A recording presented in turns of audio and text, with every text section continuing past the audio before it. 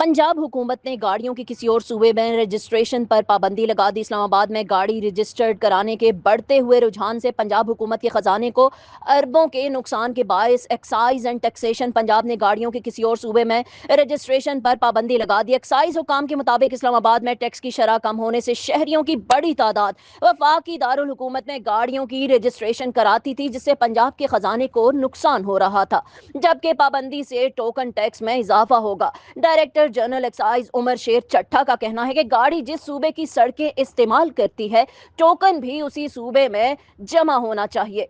शहरियों ने हुकूमती फैसले को खुशाइंद करार दिया है। माहिरीन के मुताबिक इस्लामाबाद में रजिस्टर्ड गाड़ी ना सिर्फ हाथों हाथ बिकती है, बल्कि इसकी कीमत भी 50,000 से लाख रुपए तक ज्यादा हो जाती है। एदाद शुमार के मुताबिक सिर्फ 2023 के दौरान 75,000 गाड़ी इस्लामाबाद में रजिस्टर्ड की गई।